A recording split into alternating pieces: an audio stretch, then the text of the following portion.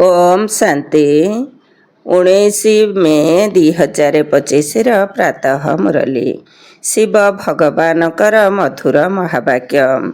शिव बाबा कहते मिठे बच्चे श्रीमत ही तुमको श्रेष्ठ करदेव, सेथिपाई श्रीमत को केबे भी भूल नहीं।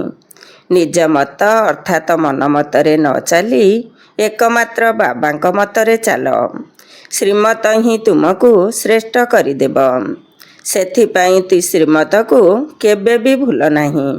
निज मत अर्थात मन मतरे न चली एकमात्र बाबांक मतरे चाल। प्रश्न, पुण्य आत्मा हेबार उपाय कौन? पुण्य आत्मा हेबार उपाय कौन? उत्तर, जदि पुण्य आत्मा हेबा पई चाहुछ तेबे सच्चा हृदयर सहित स्नेहर सहित एकमात्र बाबा को मने पकाओ।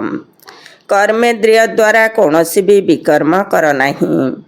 समस्त को रास्ता बताओ। निज मन को पचार, यही भली पुण्यकर्म मु केते करुछि। निजर चेकिंग कर, मो द्वारा एपरी कौनसी कर्म न हेउ जहा पई 100 गुणा दंड भोग करने को पड़िबो। यही भली चेकिंग करने द्वारा पुण्य आत्मा होइजिब। ओम शांति। आत्मिक पिता पिला मानकु बसी बुझाउछंती। एक कथा पिला माने जानिछंती जे एबे आमे शिव बाबांक मत अनुसारे चालुछु। तांकर मत ही सर्वोच्च अटे। दुनिया रे एक कथा केही भी जानि नाहती जे उच्चरु उच्च शिव बाबा किपरि पिलामानकु श्रेष्ठ करिबा पई श्रेष्ठ मत देउछंती। यही रावण राज्य रे कौनसी भी मनुष्य मात्र मनुष्य को श्रेष्ठ मत देई परिबे नहीं। तुमे माने एबे ईश्वरीय मतरे चालुछ। वर्तमान तुम मानकु पतितरु पवित्र हेबा पई ईश्वरीय मत मिलुछि। एबे तुमे जानुछ जे आमे तो विश्वर मालिक थिलु। ये ब्रह्मा जी कि विश्वर मालिक थिले से मध्य जानि नथिले। जी सारा विश्वर मालिक थिले सी मध्य एकदम पतित हो जाउछंती। यही खेल को बुद्धि रे बहुत भल भाव बुझिबाकू हेबो। ठीक कौन भूल कौन यह को जानिबा, यह हेउछि बुद्धिर लड़ेई। प्रकृत रे सारा दुनिया एबे भूल बाटरे जाउछि। एकमात्र बाबा ही हेउछंती ठीक, जी कि सत्य कथा कहउछंती। से तुमको सत्य भूखंडर मालिक करुछंती। तेणु तांकर श्रीमत अनुसारे चलिबा उचित। जदि निज मतरे चलिब तेबे धोखा खाइजिब। किंतु से हेउछंती गुप्त एवं निराकार मध्यम। बहुत पिला फूल करुछंती, भाबुछंती यह तो दादांकर मत अटे। माया श्रेष्ठ मत अनुसारे चलिबा को देउ नाही। तुम मानकु श्रीमतरे चलिबा दरकार ना। बाबा आपण आमको जहा कहिबे ताहा आमे निश्चय मानिबो। किंतु एमिति अनेक अछंती जे माने मानु नाहती। बाबांक श्रीमतरे चालुछंती, बाकी तो निजर मत चलाई देउछंती। बाबा श्रेष्ठ मत देबा पई आसीछंती, किंतु यही भली बाबा को मध्य घड़ी घड़ी भूली जाउछंती। माया बाबा को मत अनुसारे चलिबा को देउ नाही। श्रीमत तो बहुत सहज अटे ना। दुनिया रे केही भी बुझी पारु नाहती जे आमे तमह प्रधान अटू। मोर मत तो प्रसिद्ध श्रीमत भगवत गीता। भगवान एबे कहउछंती जे मु प्रति 5000 वर्ष रे थरे एठाकू आसुछि।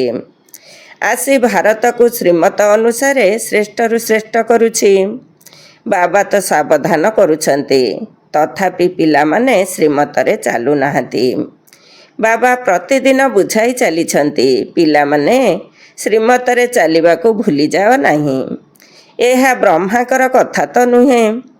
तेबे सबु कथा शिव बाबांकर बोली मने कर। सिए ही एहाक द्वारा मत देउछंती। सिए ही अन्य मानकु बुझाउछंती। खाइबा पीबा किछि करुनाहंती। कहउछंती मु अभक्ता अटे, तुम मानकु श्रीमत देउछि। प्रथम नंबर मत हैला मोते मने पकाओ। କୌଣସି ବିକର୍ମ କର ନାହିଁ। ନିଜର ମନକୁ ପଚାର, ମୁଁ କେତେ ପାପ କରିଛି? ଏକଥା ତ ଜାଣିଛ ଯେ ସମସ୍ତଙ୍କର ପାପର ଘଡ଼ା ଭରିଗଲାଣି। ବର୍ତ୍ତମାନ ସମସ୍ତେ ଭୁଲ ରାସ୍ତାରେ ଚାଲୁଛନ୍ତି। ତୁମକୁ ଏବେ ବାବାଙ୍କର ଦ୍ୱାରା ଠିକ୍ ରାସ୍ତା ମିଳିଛି। ତୁମ ବୁଦ୍ଧିରେ ବର୍ତ୍ତମାନ ସମସ୍ତ ଜ୍ଞାନ ରହିଛି। ଗୀତାରେ ଯେଉଁ ଜ୍ଞାନ ରହିବା ଦରକାର ତାହା ନାହିଁ, କାରଣ ତାହା ବାବାଙ୍କ ଦ୍ୱାରା ରଚନା କରାଯାଇ ନାହିଁ। ଏହା ମଧ୍ୟ ଭକ୍ତି ମାର୍ଗରେ ନିର୍ଦ୍ଧାର୍ଯ୍ୟ ରହିଛି। କହୁଛନ୍ତି ମଧ୍ୟ ଭଗବାନ ଆସି ଭକ୍ତିର ଫଳ ଦେବେ। ପିଲାମାନଙ୍କୁ ବୁଝାଯାଉଛି ଜ୍ଞାନ ଦ୍ୱାରା ସଦ୍ଗତି ହେବ। ତେବେ ସଦ୍ଗତି ମଧ୍ୟ ସମସ୍ତଙ୍କର ହେଉଛି ତ ଦୁର୍ଗତି ମଧ୍ୟ ସମସ୍ତଙ୍କର ହେଉଛି। ଏହି ଦୁନିଆ ହିଁ ବର୍ତ୍ତମାନ ତମଃ ପ୍ରଧାନ ଅଟେ। ଏଠାରେ ଜଣେ କେହି ହେଲେ ସତପ୍ରଧାନ ନାହାନ୍ତି। ପୁନର୍ଜନ୍ମ ନେଇ ନେଇ ଏବେ ଅନ୍ତିମ ସମୟ ଆସି ପହଞ୍ଚିଛି। ଏବେ ମୃତ୍ୟୁ ସମସ୍ତଙ୍କର ମସ୍ତକ ଉପରେ ଦଣ୍ଡାୟମାନ। ଏହି କାହାଣୀ କେବଳ ଭାରତର। ଗୀତା ମଧ୍ୟ ଦେବୀ ଦେବତା ଧର୍ମର ଶାସ୍ତ୍ର ଅଟେ। ତେଣୁ ତୁମକୁ ଅନ୍ୟ କୌଣସି ଧର୍ମକୁ ଗଲେ କ'ଣ ଫାଇଦା ମିଳିବ? ପ୍ରତ୍ୟେକ ନିଜ ନିଜର କୋରାନ, ବାଇବେଲ ଆଦିକୁ ହିଁ ପଢ଼ୁଛନ୍ତି। ସେମାନେ ସମସ୍ତେ ନିଜର ଧର୍ମକୁ ଜାଣିଛନ୍ତି। କେବଳ ଭାରତବାସୀ ହିଁ ଅନ୍ୟ ଧର୍ମକୁ ଧର୍ମାନ୍ତରିତ ହୋଇଯାଉଛନ୍ତି। ଅନ୍ୟ ସମସ୍ତେ ନିଜ ନିଜର ଧର୍ମରେ ପକ୍କା ଅଛନ୍ତି। ପ୍ରତ୍ୟେକ ଧର୍ମାବଲମ୍ବୀମାନଙ୍କର ଚେହେରା ଆଦି ଅଲଗା ଅଲଗା। ବାବା ମନେ ପକାଇ ଦେଉଛନ୍ତି, ପିଲାମାନେ, ତୁମେ ନିଜର ଦେବୀ ଦେବତା ଧର୍ମକୁ ଭୁଲି ଯାଇଛ। ତୁମେ ସ୍ୱର୍ଗର ଦେବତା ଥିଲ। ହମ୍ ସୋର ଅର୍ଥ ଭାରତବାସୀଙ୍କୁ ବାବା ଶୁଣାଇଛନ୍ତି। ବାକି ଆମେ ଆତ୍ମା ହିଁ ପରମାତ୍ମା ଅଟୁ, ଏ କଥା ସତ୍ୟ ନୁହେଁ। ଏକଥା ତ ଭକ୍ତି ମାର୍ଗର ଗୁରୁମାନେ କହିଦେଇଛନ୍ତି। ଗୁରୁମାନେ ମଧ୍ୟ କୋଟି କୋଟି ସଂଖ୍ୟାରେ ଅଛନ୍ତି। ସ୍ତ୍ରୀମାନଙ୍କୁ କହନ୍ତି, ସ୍ୱାମୀ ହିଁ ତୁମର ଗୁରୁ ଈଶ୍ୱର ଅଟନ୍ତି। ଯଦି ସ୍ୱାମୀ ହିଁ ଈଶ୍ୱର ଅଟନ୍ତି, ପୁଣି ହେ ଭଗବାନ, ହେ ରାମ ବୋଲି କାହିଁକି କହୁଛନ୍ତି? ମନୁଷ୍ୟମାନଙ୍କର ବୁଦ୍ଧି ବିଲକୁଲ ପଥର ହୋଇଗଲାଣି। ଇଏ ବ୍ରହ୍ମା ନିଜେ କହୁଛନ୍ତି, ମୁଁ ମଧ୍ୟ ଏହିପରି ଥିଲି। କେଉଁଠି ବୈକୁଣ୍ଠର ମାଲିକ ଶ୍ରୀକୃଷ୍ଣ, କେଉଁଠି ପୁଣି ତାଙ୍କୁ ଗାଁର ପିଲା ବୋଲି କହିଦେଉଛନ୍ତି। ଶ୍ୟାମ ସୁନ୍ଦର ବୋଲି କହୁଛନ୍ତି, କିନ୍ତୁ ଯଥାର୍ଥ ଅର୍ଥକୁ ବୁଝିପାରୁନାହାନ୍ତି। ଏବେ ବାବା ତୁମକୁ ବୁଝାଉଛନ୍ତି, ଯିଏ ନମ୍ବର 1 ସୁନ୍ଦର ପବିତ୍ର, ସେ ହିଁ ଲାଷ୍ଟ ନମ୍ବର ତମଃ ପ୍ରଧାନ ଶ୍ୟାମଳ ଅର୍ଥାତ୍ ପତିତ ହୋଇଯାଇଛନ୍ତି। ତୁମେମାନେ ଜାଣିଛ ଆମେ ସୁନ୍ଦର ଥିଲୁ, ପୁଣି ଏବେ ଶ୍ୟାମଳ ହୋଇଯାଇଛୁ। 84 ଜନ୍ମର ଚକ୍ର ଲଗାଇ ଏବେ ଶ୍ୟାମଳରୁ ସୁନ୍ଦର ହେବା ପାଇଁ ବାବା ଏକମାତ୍ର ଔଷଧ ଦେଉଛନ୍ତି କି ମୋତେ ମନେ ପକାଅ। ତେବେ ତୁମର ଆତ୍ମା ପତିତରୁ ପବିତ୍ର ହୋଇଯିବ। ତୁମର ଜନ୍ମ ଜନ୍ମାନ୍ତରର ପାପ ନାଶ ହୋଇଯିବ। ତୁମେ ଜାଣିଛ, ଯେବେଠାରୁ ରାବଣ ଆସିଛି, ତୁମେମାନେ ତଳକୁ ଖସି ଖସି ପାପ ଆତ୍ମା ହୋଇଯାଇଛ। ଏହା ହେଉଛି ପାପ ଆତ୍ମାମାନଙ୍କର ଦୁନିଆ। ଏଠାରେ କେହି ଜଣେ ହେଲେ ସୁନ୍ଦର ଅର୍ଥାତ୍ ପବିତ୍ର ନାହାନ୍ତି। ବାବାଙ୍କ ବିନା କେହି ସୁନ୍ଦର କରାଇପାରିବେ ନାହିଁ। ତୁମେମାନେ ଏଠାକୁ ସ୍ୱର୍ଗବାସୀ ସୁନ୍ଦର ହେବା ପାଇଁ ଆସିଛ।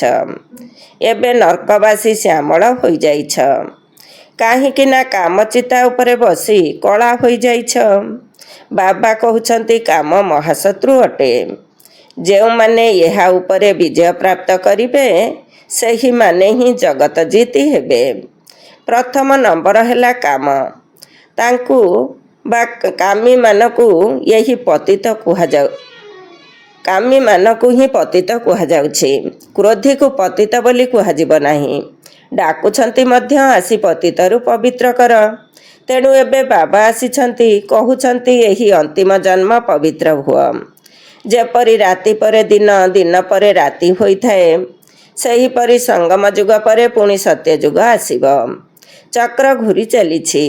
ବାକି ଆଉ କେଉଁଠି ଆକାଶରେ ଅଥବା ପାତାଳରେ ଦୁନିଆ ନାହିଁ। ସୃଷ୍ଟି ତ ଏହି ଗୋଟିଏ। ସତ୍ୟଯୁଗ, ତ୍ରେତାଯୁଗ ଏହିଠାରେ ହିଁ ହେଉଛି। ସୃଷ୍ଟି ରୂପୀ ବୃକ୍ଷ ମଧ୍ୟ ଗୋଟିଏ। ଆଉ କୌଣସି ବୃକ୍ଷ ହୋଇପାରିବ ନାହିଁ। ଯେଉଁମାନେ କହୁଛନ୍ତି ଯେ ଅନେକ ଦୁନିଆ ରହିଛି, ଏସବୁ ହେଲା କାହାଣୀ। ବାବା କହୁଛନ୍ତି ଏସବୁ ହେଲା ଭକ୍ତି ମାର୍ଗର କଥା। ଏବେ ବାବା ସତ୍ୟ କଥା ଶୁଣାଉଛନ୍ତି। ଏବେ ତୁମେମାନେ ନିଜ ଭିତରକୁ ଦେଖ। ଆମେ କେଉଁ ପର୍ଯ୍ୟନ୍ତ ଶ୍ରୀମତରେ ଚାଲି ସତପ୍ରଧାନ ଅର୍ଥାତ୍ ପୁଣ୍ୟ ଆତ୍ମା ହେଉଛୁ। ସତ ପ୍ରଧାନକୁ ପୁଣ୍ୟ ଆତ୍ମା ଏବଂ ତମଃ ପ୍ରଧାନକୁ ପାପ ଆତ୍ମା କୁହାଯାଏ। ବିକାରଗ୍ରସ୍ତ ହେବା ପାପ ଅଟେ। ବାବା କହୁଛନ୍ତି ଏବେ ପବିତ୍ର ହୁଅ। ମୋର ହୋଇଛ, ତେଣୁ ତୁମମାନଙ୍କୁ ମୋର ଶ୍ରୀମତରେ ଚାଲିବାକୁ ହେବ। ମୁଖ୍ୟ କଥା ହେଲା କୌଣସି ପାପ କର ନାହିଁ। ନମ୍ବର 1 ପାପ ହେଲା କାମାସକ୍ତ ହେବା। ପୁଣି ଆହୁରି ମଧ୍ୟ ପାପ କରୁଛନ୍ତି। ଚୋରି ଠକାମି ଆଦି ବହୁତ କରୁଛନ୍ତି। ପୁଣି ବହୁତଙ୍କୁ ଗଭର୍ଣ୍ଣମେଣ୍ଟ ଧରୁଛି ମଧ୍ୟ। ଏବେ ବାବା ପିଲାମାନଙ୍କୁ କହୁଛନ୍ତି ତୁମେ ନିଜର ମନକୁ ପଚାର, ମୁଁ କୌଣସି ପାପ କରୁନାହିଁ ତ? ଏପରି ଭାବ ନାହିଁ କି ମୁଁ ତ ଚୋରି କଲି ଅଥବା ଲାଞ୍ଚ ଖାଇଲି। ବାବା ତ ସର୍ବଜ୍ଞ ଅଟନ୍ତି, ସେ ସବୁ ଜାଣିଛନ୍ତି। ନା, ଜାନି ଜାନନହାରର ଅର୍ଥ ଏହା ନୁହେଁ। ଆଚ୍ଛା, କେହି ଯଦି ଚୋରି କରିଲା, ବାବା ଜାଣିଲେ ପୁଣି କ'ଣ ହେବ? ଯିଏ ଚୋରି କରିଲା ତାର ଦଣ୍ଡ ପୁଣି 100 ଗୁଣା ହୋଇଯିବ। ବହୁତ ବହୁତ ଦଣ୍ଡ ଭୋଗ କରିବ ଏବଂ ପଦ ମଧ୍ୟ ଭ୍ରଷ୍ଟ ହୋଇଯିବ। ବାବା ବୁଝାଉଛନ୍ତି ଯଦି ଏପରି କାମ କରିବ ତେବେ ଦଣ୍ଡ ଭୋଗ କରିବାକୁ ପଡ଼ିବ। କେହି ଈଶ୍ୱରଙ୍କ ସନ୍ତାନ ହୋଇ ଯଦି ଚୋରି କରୁଛି, ଶିବ ବାବା ଯାହାଙ୍କଠାରୁ ଏତେ ବର୍ଷା ମିଳୁଛି ତାଙ୍କ ଭଣ୍ଡାରରୁ ଚୋରି କରୁଛି, ଏହା ତ ବହୁତ ବଡ଼ ପାପ ଅଟେ।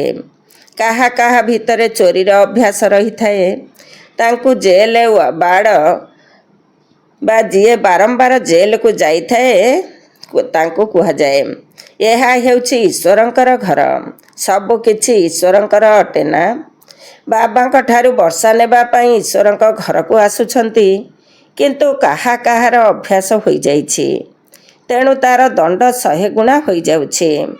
ସେମାନଙ୍କୁ ଦଣ୍ଡ ମଧ୍ୟ ବହୁତ ମିଳିବ। ଆଉ ପୁଣି ପ୍ରତି ଜନ୍ମରେ ପତିତ ଘରେ ଯାଇ ଜନ୍ମ ନେବାକୁ ପଡ଼ିବ। ତେବେ ନିଜର ହିଁ କ୍ଷତି କରିଲେ ନା। ଏପରି ଅନେକ ଅଛନ୍ତି ଯିଏ ବିଲକୁଲ ଯୋଗଯୁକ୍ତ ହୋଇ ରହୁନାହାନ୍ତି, କିଛି ବି ଶୁଣୁନାହାନ୍ତି। ବୁଦ୍ଧିରେ ଚୋରି ଆଦିର ଖିଆଲ ହିଁ ଚାଲୁଛି। ଏହିପରି ଅନେକ ଅଛନ୍ତି ଯେଉଁମାନେ ସତ୍ସଙ୍ଗ ଆଦିକୁ ଯାଇଥାନ୍ତି, ଚପଲ ଆଦି ଚୋରି କରି ନେଇଥାନ୍ତି। ତାଙ୍କର କେବଳ ଏହି ଧନ୍ଦା। ଯେଉଁଠି ସତ୍ସଙ୍ଗ ହୋଇଥାଏ ସେଠାରେ ଯାଇ ଚପଲ ଚୋରି କରିଥାନ୍ତି। ଦୁନିଆ ବିଲକୁଲ ହିଁ ବିକାରୀ ହୋଇଯାଇଛି। ଏହା ହେଉଛି ଈଶ୍ୱରଙ୍କର ଘର। ଚୋରି କରିବାର ଅଭ୍ୟାସ ତ ବହୁତ ଖରାପ। କୁହାଯାଏ କ ଖକା ଚୋର ସୋ ଲ ଖକା ଚୋର, ଅର୍ଥାତ୍ ଛୋଟ ଚୋରିରୁ ଦିନେ ବଡ଼ ଚୋର ହୋଇଯାଆନ୍ତି। ତେଣୁ ନିଜ ମନକୁ ପଚାରିବା ଉଚିତ, ମୁଁ କେତେ ପୁଣ୍ୟ ଆତ୍ମା ହୋଇଛି, ବାବାଙ୍କୁ କେତେ ମନେ ପକାଉଛି, ମୁଁ କେତେ ସ୍ୱଦର୍ଶନ ଚକ୍ରଧାରୀ ହୋଇଛି, କେତେ ସମୟ ଈଶ୍ୱରୀୟ ସେବା କରୁଛି, କେତେ ପାପ କଟିଛି। ନିଜର ହିସାବକୁ ପ୍ରତିଦିନ ଦେଖ। କେତେ ପୁଣ୍ୟ କଲି, କେତେ ସମୟ ଯୋଗଯୁକ୍ତ ହୋଇ ରହିଲି, କେତେ ଜଣକୁ ରାସ୍ତା ବତାଇଲି। କର୍ମଧନ୍ଦା ମଧ୍ୟ କର। ତୁମେ କର୍ମଯୋଗୀ ଅଟ ନା, ତେଣୁ କର୍ମ ମଧ୍ୟ କର।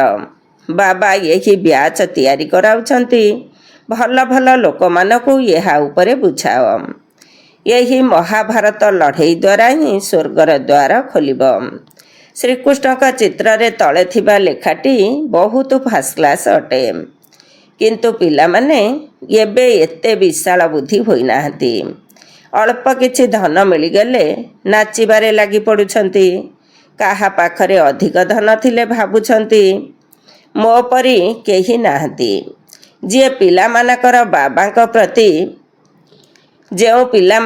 ବାବାଙ୍କ ପ୍ରତି ଖାତିର ନାହିଁ, ସେମାନଙ୍କୁ ବାବା ଯେଉଁ ଏତେ ଅବିନାଶୀ ଜ୍ଞାନରତ୍ନର ସମ୍ପତ୍ତି ଦେଉଛନ୍ତି ତାର ଖାତିର ମଧ୍ୟ କରୁନାହାନ୍ତି।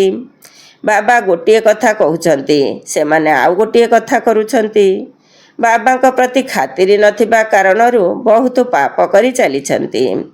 ଶ୍ରୀମତ ଅନୁସାରେ ଚାଲୁନାହାନ୍ତି, ତେଣୁ ତଳକୁ ଖସି ପଡ଼ୁଛନ୍ତି।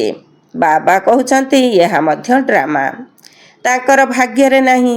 ବାବା ତ ସବୁ ଜାଣିଛନ୍ତି ନା, ବହୁତ ପାପ କରୁଛନ୍ତି। ଯଦି ନିଶ୍ଚୟ ଥାନ୍ତା ଯେ ବାବା ନିଜେ ଆସି ଆମକୁ ପାଠ ପଢ଼ାଉଛନ୍ତି, ତେବେ ଖୁସି ହୋଇଥାନ୍ତା। ତୁମେମାନେ ଜାଣିଛ ଆମେ ଭବିଷ୍ୟତ ନୂଆ ଦୁନିଆରେ ରାଜକୁମାର କୁମାରୀ ହେବୁ, ତେଣୁ କେତେ ଖୁସି ରହିବା ଉଚିତ। କିନ୍ତୁ ପିଲାମାନେ ତ ଏବେ ପର୍ଯ୍ୟନ୍ତ ମଧ୍ୟ ଝାଉଁଳି ପଡ଼ୁଛନ୍ତି। ଏହିଭଳି ଅବସ୍ଥା ହିଁ ରହୁନାହିଁ। ବାବା ବୁଝାଉଛନ୍ତି ବିନାଶ ନିମନ୍ତେ ରିହର୍ସେଲ ମଧ୍ୟ ହେବ, ପ୍ରାକୃତିକ ବିପର୍ଯ୍ୟୟ ମଧ୍ୟ ହେବ। ତାହା ଭାରତକୁ ଦୁର୍ବଳ କରି ଚାଲିବ। ବାବା କହୁଛନ୍ତି ଏସବୁ ନିଶ୍ଚିତ ହେବ, ନଚେତ ବିନାଶ କିପରି ହେବ? ବରଫର ବର୍ଷା ହେବ, ପୁଣି କ୍ଷେତ ଆଦିର ଅବସ୍ଥା କ'ଣ ହେବ? ଲକ୍ଷ ଲକ୍ଷ ମନୁଷ୍ୟ ମୃତ୍ୟୁ ମୁଖରେ ପଡ଼ୁଛନ୍ତି। ସବୁ କଥା କ'ଣ ଜଣାଉଛନ୍ତି? ବାବା ମୁଖ୍ୟ କଥା ବୁଝାଉଛନ୍ତି। ନିଜ ଭିତରକୁ ଯାଞ୍ଚ କର, ମୁଁ କେତେ ବାବାଙ୍କୁ ମନେ ପକାଉଛି।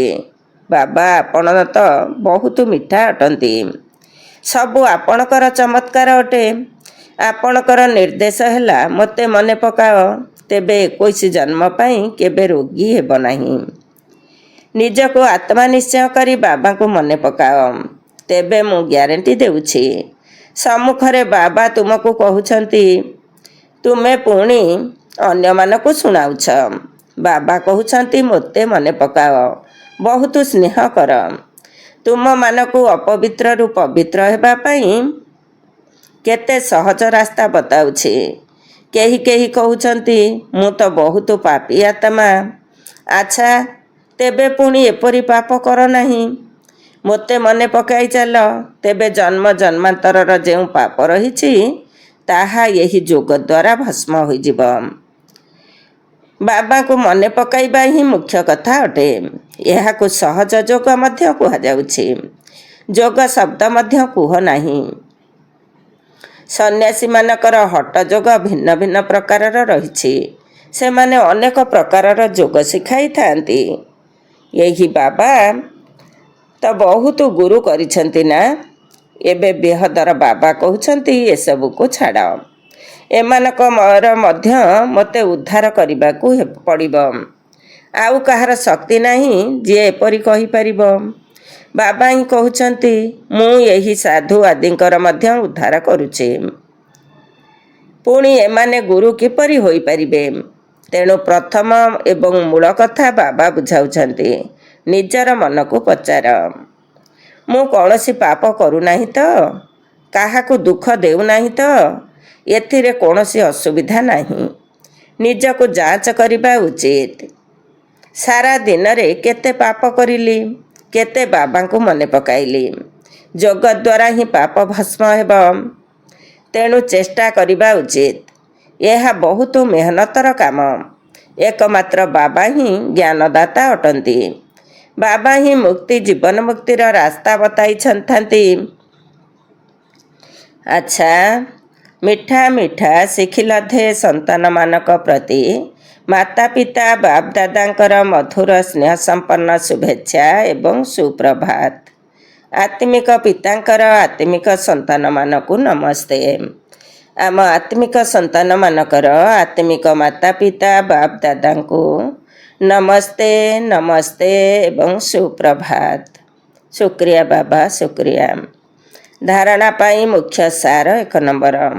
ବାବା ଯେଉଁ ଅବିନାଶୀ ଜ୍ଞାନରତ୍ନର ସମ୍ପତ୍ତି ଦେଉଛନ୍ତି ତାର ଆଦର କରିବାକୁ ହେବ। ବେଖାତିରିଆ ହୋଇ ପାପ କର୍ମ କରିବାର ନାହିଁ। ଯଦି ନିଶ୍ଚୟ ଅଛି ଯେ ଭଗବାନ ଆମକୁ ପାଠ ପଢ଼ାଉଛନ୍ତି, ତେବେ ଅସରନ୍ତି ଖୁସିରେ ରହିବା ଉଚିତ। 2 ନମ୍ବର, ଈଶ୍ୱରଙ୍କ ଘରୁ କେବେ ଚୋରି କରିବାର ବିଚାର ନ ଆସୁ, କାରଣ ଏହା ବହୁତ ଖରାପ ଅଭ୍ୟାସ। କଥାରେ ଅଛି ଛୋଟ ଚୋରିରୁ ବଡ଼ ଚୋର ହୁଅନ୍ତି। ନିଜ ମନକୁ ପଚାରିବା ଉଚିତ, ମୁଁ କେତେ ପୁଣ୍ୟାତ୍ମା ହୋଇଛି। ବରଦାନ, ନିର୍ବଳ ନିରାଶ ତଥା ଅସମର୍ଥ ଆତ୍ମାକୁ ଅତିରିକ୍ତ ଶକ୍ତି ପ୍ରଦାନ କରୁଥିବା ଆତ୍ମିକ ଦୟାଳୁ ହୁଅ। ନିର୍ବଳ ନିରାଶ ତଥା ଅସମର୍ଥ ଆତ୍ମାକୁ ଅତିରିକ୍ତ ଶକ୍ତି ପ୍ରଦାନ କରୁଥିବା ଆତ୍ମିକ ଦୟାଳୁ ହୁଅ। ଡିଟେଲ୍ସ, ଯେଉଁମାନେ ଆତ୍ମିକ ଦୟାଳୁ ସନ୍ତାନ ସେମାନେ ମହାଦାନୀ ହୋଇ ସମ୍ପୂର୍ଣ୍ଣ ଆଶାହୀନ ପରିସ୍ଥିତିରେ ମଧ୍ୟ ଆଶାର ସଞ୍ଚାର କରିଦେଇଥାନ୍ତି, ନିର୍ବଳକୁ ବଳବାନ କରିଦିଅନ୍ତି। ଦାନ ମଧ୍ୟ ସର୍ବଦା ଗରିବ ଏବଂ ବେସାହାରାମାନଙ୍କୁ ଦିଆଯାଇଥାଏ। ତେଣୁ ଯେଉଁମାନେ ନିର୍ବଳ, ନିରାଶ, ଅସମର୍ଥ ପ୍ରଜା ଶ୍ରେଣୀର ଆତ୍ମାମାନେ ଅଛନ୍ତି ସେମାନଙ୍କ ପ୍ରତି ଆତ୍ମିକ ଦୟାଳୁ ହୋଇ ମହାଦାନୀ ହୁଅ। ପରସ୍ପର ଭିତରେ ଜଣେ ଅନ୍ୟ ଜଣକ ପ୍ରତି ମହାଦାନୀ ନୁହେଁ। ତୁମେମାନେ ତ ପରସ୍ପର ସହଯୋଗୀ ସାଥୀ ଅଟ, ଭାଇ ଭାଇ ଅଟ, ସମାସ୍କନ୍ଦ ପୁରୁଷାର୍ଥୀ ଅଟ। ତେଣୁ ସହଯୋଗ ଦିଅ, ଦାନ ନୁହେଁ। ସ୍ଲୋଗାନ: ସର୍ବଦା ଏକମାତ୍ର ବାବାଙ୍କର ଶ୍ରେଷ୍ଠ ସଙ୍ଗରେ ରୁହ, ତେବେ ଅନ୍ୟ କୌଣସି ସଙ୍ଗର ରଙ୍ଗ ପ୍ରଭାବିତ କରିପାରିବ ନାହିଁ। ସର୍ବଦା ଏକମାତ୍ର ବାବାଙ୍କର ଶ୍ରେଷ୍ଠ ସଙ୍ଗରେ ରୁହ, ତେବେ ଅନ୍ୟ କୌଣସି ସଙ୍ଗର ରଙ୍ଗ ପ୍ରଭାବିତ କରିପାରିବ ନାହିଁ। ଓମ୍ ଶାନ୍ତି। ଆଜିର ଅବ୍ୟକ୍ତ ଇଶାରା। ଆତ୍ମିକ ରାଜକୀୟତା ସହିତ ପବିତ୍ରତାର ବ୍ୟକ୍ତିତ୍ୱକୁ ଧାରଣ କର। ପବିତ୍ରତା ସହିତ ଚେହେରାରେ ଏବଂ ଚାଲିଚଳନରେ ଆତ୍ମ ଅଭିମାନୀ ବ୍ୟକ୍ତିତ୍ୱକୁ ଧାରଣ କରି ଏହିଭଳି ଶ୍ରେଷ୍ଠ ବ୍ୟକ୍ତିତ୍ୱର ଆତ୍ମିକ ନିଶାରେ ରୁହ। ନିଜର ଆତ୍ମିକ ବ୍ୟକ୍ତିତ୍ୱକୁ ସ୍ମୃତିରେ ରଖି ସର୍ବଦା ପ୍ରସନ୍ନଚିତ୍ତ ହୋଇ ରୁହ। ତାହା ହେଲେ ସମସ୍ତ ପ୍ରଶ୍ନ ସମାପ୍ତ ହୋଇଯିବ। ଅଶାନ୍ତ ଏବଂ ଦୁଃଖୀ ଆତ୍ମାମାନେ ତୁମର ପ୍ରସନ୍ନତାର ଦୃଷ୍ଟି ଦ୍ୱାରା ପ୍ରସନ୍ନ ହୋଇଯିବେ। ଓମ୍ ଶାନ୍ତି।